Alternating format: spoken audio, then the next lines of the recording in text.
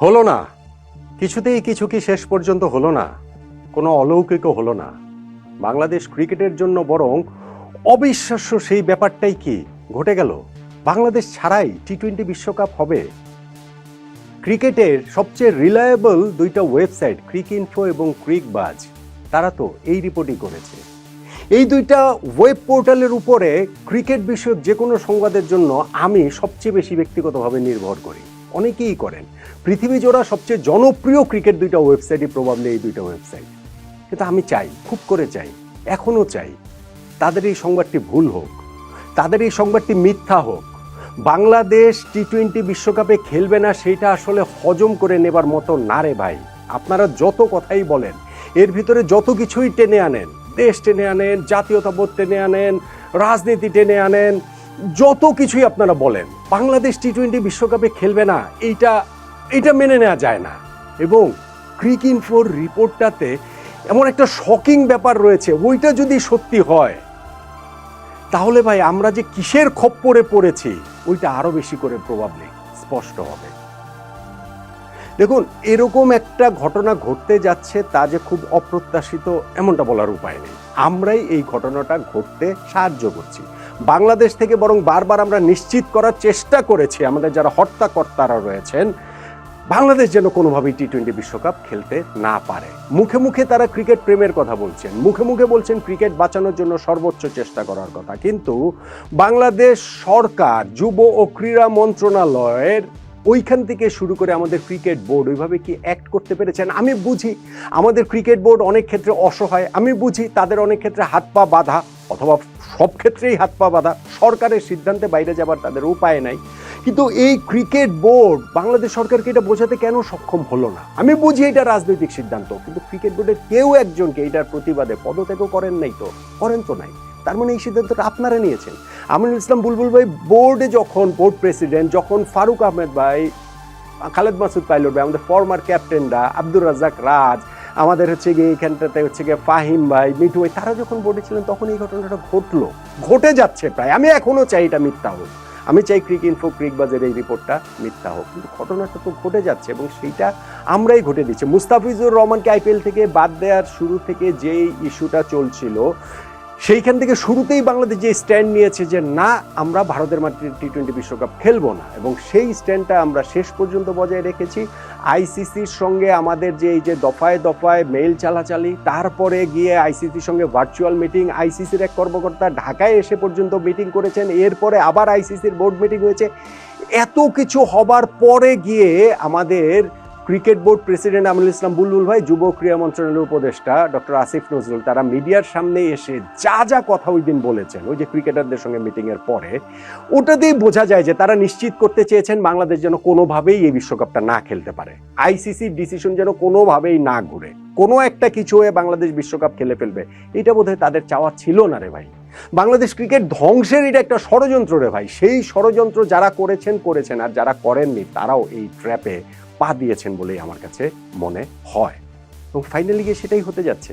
Cricinfo সেটাই লিখছে, ক্রিকবাজ সেটাই লিখছে, এবং ক্রিকইনফোর রিপোর্টটাতে আমি যেটা বলছিলাম সবচেয়ে শকিং আমার কাছে যেটা লেগেছে, বাংলাদেশ ক্রিকেট বোর্ডের কাছে আইসিসি এই সিদ্ধান্তটা জানিয়ে দিয়েছে গতকাল বিকালবেলা, সন্ধ্যাবেলা মেইল করে, ইয়েস্টারডে ফ্রাইডে ইভিনিং, ক্রিকইনফোতে লেখা রয়েছে।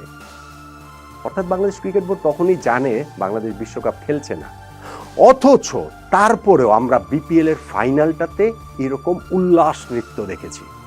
হ্যাঁ, আমাদের এখানে এরকম আতশবাজি দেখেছি, নাচ দেখেছি, গান দেখেছি, আমাদের ক্রিকেট বোর্ডের হর্তাকর্তাদের কলার ফোলানো অভিব্যক্তি দেখেছি সফল এক বিপিএল আয়োজনের জন্য। আমাদের যুব ক্রীড়া মন্ত্রণালয়ের উপদেষ্টা ডক্টর আসিফ নজরুল, তিনি স্টেডিয়ামে চলে এসেছেন, সেই উপদেষ্টা পরিষদের আরও 5-6 জনকে সঙ্গে নিয়ে গর্বের সঙ্গে বলা হচ্ছে যে ঢাকায় যেসব উপদেষ্টারা ছিলেন তার মধ্যে 50% চলে এসেছে এই বিপিএল ফাইনাল দেখার জন্য।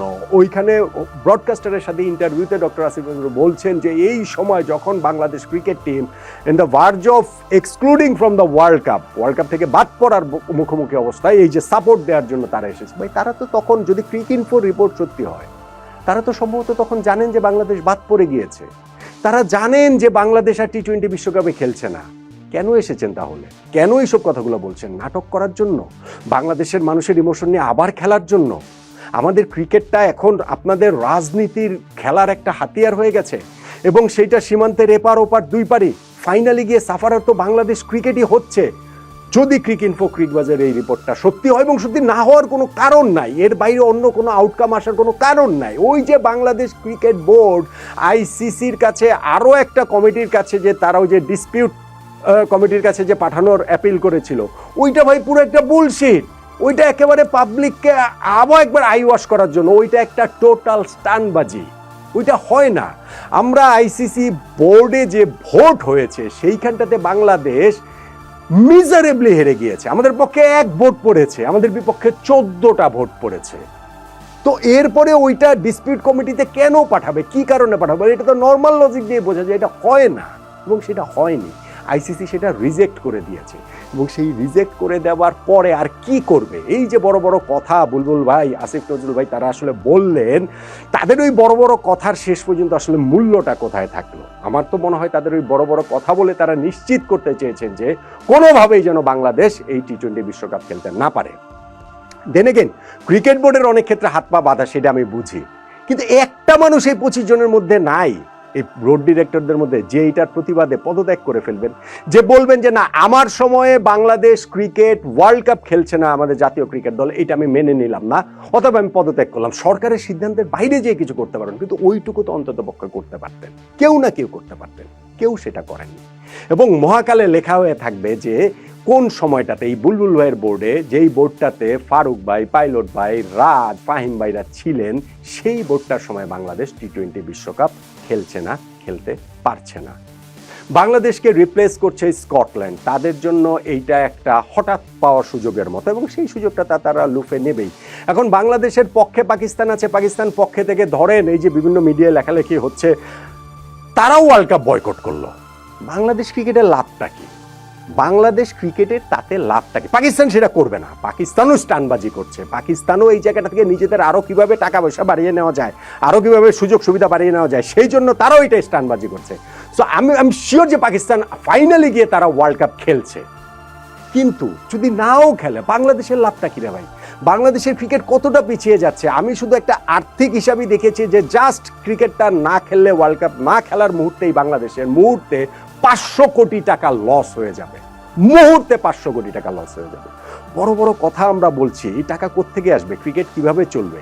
এই যে মুখে মুখে আমরা ক্রিকেটের ভালোবাসার কথা বলি, দেশপ্রেমের কথা বলি, এবং ক্রিকেটটা যে আমাদের দেশপ্রেমেরই একটা অংশ, এইটা আমরা দেখিয়ে দিয়েছি ওয়ার্ল্ড কাপ না খেলে, এরকম একটা যে জিগির আমরা তুলেছি, ফাইনালি গিয়ে সাফারারটা তো ক্রিকেট হবে এবং ভয়ঙ্করভাবে হবে, ভয়ঙ্করভাবে হবে, যেটা আমরা ভাবতেই পারছি না। এবং তখন আমরা প্রতিটা দিন এই গত 3 সপ্তাহে আমরা ফেরত যাব, এবং এই 3 সপ্তাহে কার কি রোল ছিল সেই জায়গাটাতে আমরা ফেরত যাব। বাংলাদেশ ক্রিকেট ধ্বংসের পেছনে কার কি রোল ছিল এই জায়গাটাতে বাংলাদেশের ক্রিকেট প্রেমী মানুষরা বারবার ফেরত যাবে। এবং যারা এই অপরাধটা করেছেন, যারা এই কুকর্মটা করেছেন, তাদের ইতিহাসে কোনো দায় মুক্তি নেই। বাংলার ক্রিকেট প্রেমী মানুষের কাছেও তাদের কোনো দায় মুক্তি নেই। তাদের ওই ঘৃণা নিয়েই বেঁচে থাকতে হবে। মানুষ, সাধারণ মানুষ এখনো হয়তো সেটা তত ভালোভাবে বুঝতে পারছে না, কিন্তু বুঝতে পারবে, যত সময় যাবে তত ভালোভাবে বুঝতে পারবে। তবুও আমি এখনো আমি চাই যে এই ক্রিকইনফোর উপরে, যেই ক্রিকবাজের উপরে, ক্রিকেটের যে কোনো নিউজের জন্য অন্য যে কোনো কিছুর চেয়ে বেশি ভরসা করি। আমি চাই ভাই এই নিউজটা ভুল হোক, এখনো কোথাও না কোথাও থেকে বাংলাদেশের যেন টি-20 বিশ্বকাপ খেলার একটা জায়গা তৈরি হয়। ওই সামান্যতম অলৌকিকের প্রত্যাশায় থাকা ছাড়া এই মুহূর্তে আমাদের আর কিছু করার নেই।